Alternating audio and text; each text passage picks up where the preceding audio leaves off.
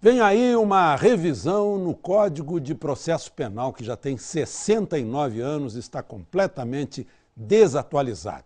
Está pronto para ser votado no plenário do Senado. O Espaço Aberto vai discutir esse assunto com o professor René Ariel Dotti, que é o presidente da Comissão de Acompanhamento do Código de Processo Penal do Conselho Federal da OAB, é professor titular de Direito Penal da Universidade Federal do Paraná e foi coautor do anteprojeto de reforma da parte geral do Código Penal e coautor do anteprojeto da Lei de Execução Penal do Brasil, os dois atualizados em 1984. E o senador Renato Casagrande, do PSB do Espírito Santo, relator do projeto de reforma do Código de Processo Penal e foi eleito governador do Espírito Santo agora nas últimas eleições. Senador, meus parabéns pela brilhante vitória, foi realmente uma vitória brilhante e os capixabas devem ter tido algum motivo para ter lhe dado essa vitória. Eu vou começar, eu estou agradando para fazer uma pergunta já complicada para o governador. As prisões do seu estado estão repletas. E o Código de Processo Penal se tornando mais ágil o processamento penal, vai encher ainda mais as prisões. Como resolver essa espécie de círculo vicioso? Primeiro, cumprimentá-lo, cumprimentar o professor René, alegria estar aqui junto com vocês, obrigado pelo carinho, pelo comentário inicial e dizer que nós, de fato, Alexandre, estamos com um desafio muito grande, né? As prisões do Estado do Espírito Santo agora receberam muitos investimentos, saímos da UTI, temos uma situação muito mais controlada do que tínhamos no passado. Mas em 2003, o Espírito Santo tinha 3.500 detentos. Em 2010, o Espírito Santo tem 10.500 detentos. São 1.000 presos a mais por ano. E nós, com o Código de Processo Penal, porque o código hoje é um código que permite agravo sobre agravo, recurso sobre recurso, e isso leva um processo ao infinito. Um processo penal ao infinito. Principalmente se alguém tem bom advogado. Bom advogado e dinheiro para pagar um bom advogado.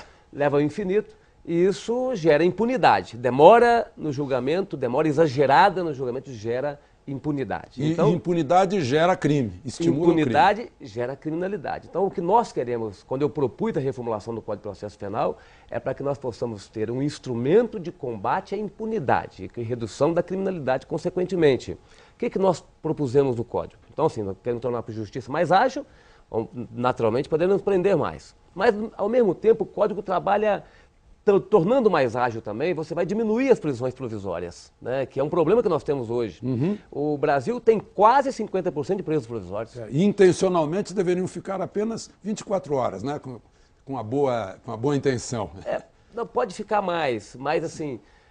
e depois seriam recolhidos para presídios também provisoriamente. Isso, mas sim, mas você pode até ficar mais um percentual que algumas pessoas defendem, o professor René poderá comentar isso, 10% seria um número aceitável de prisão provisória, enquanto se espera o julgamento.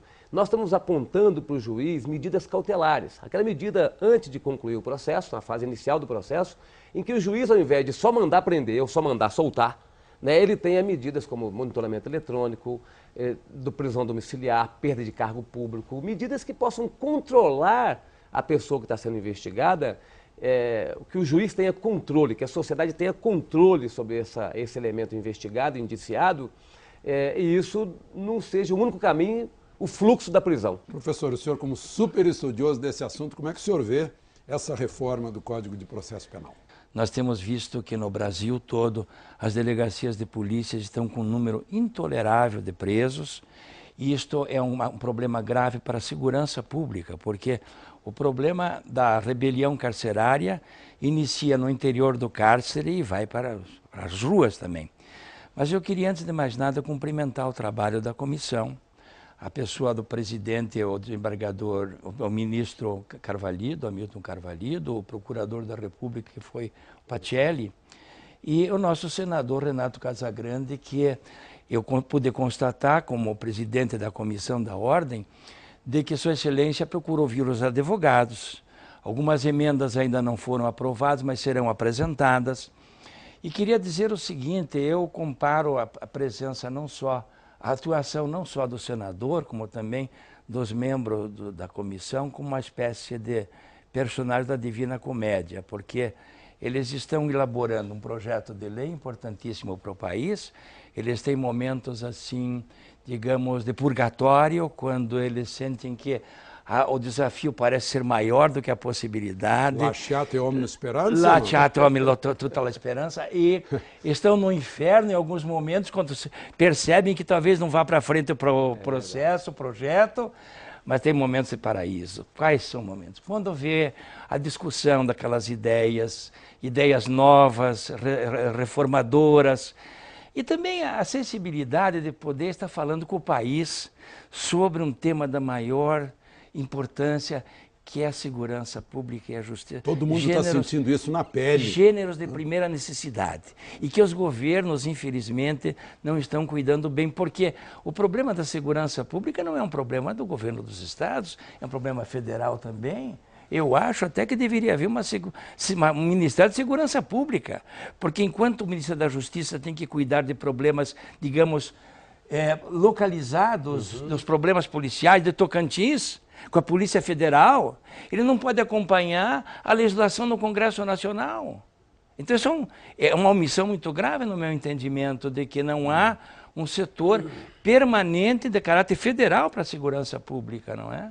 Eu anotei aqui algumas novidades, né? Juiz das garantias,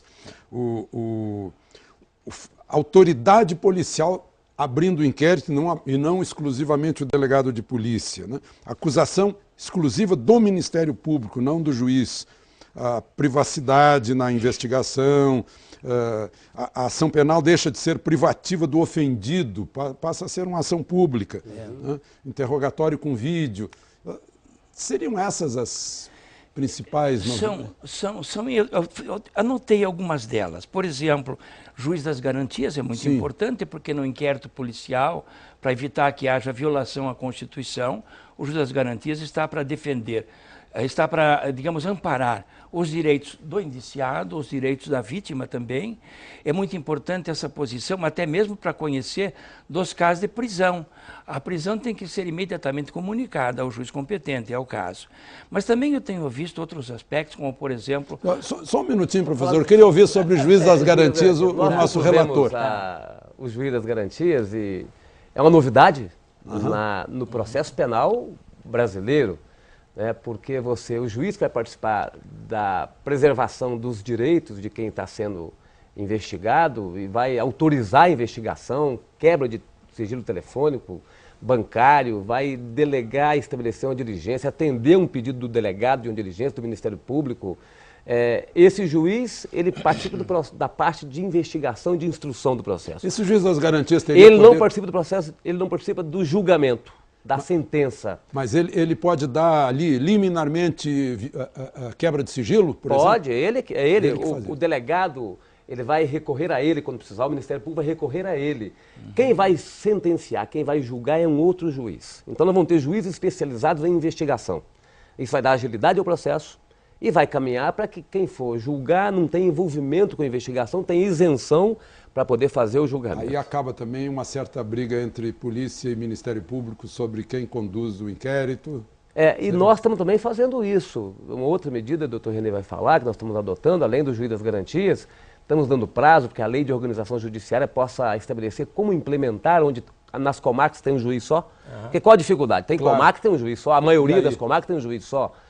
Nas comarcas que tem mais de um juiz, nas regiões metropolitanas, nós já temos centrais de inquérito, que mais ou menos, né, você pode comparar com o trabalho que os juízes das garantias vão desenvolver. Mas nas comarcas que tem um juiz só, nós estamos dando prazo para que a lei de organização judiciária possa estabelecer como vai ser essa implementação, sem dar tempo, sem dar prazo, mas estamos dizendo que a lei poderá definir isso. No inquérito, hoje tem uma triangulação, o doutor René conhece muito bem, que é especialista no assunto. Hoje o inquérito vai para o juiz para o promotor quer alguma coisa, devolve para o juiz devolve para o... Isso é uma burocracia exagerada, isso tem que acabar. O inquérito é direto, é do promotor com o delegado.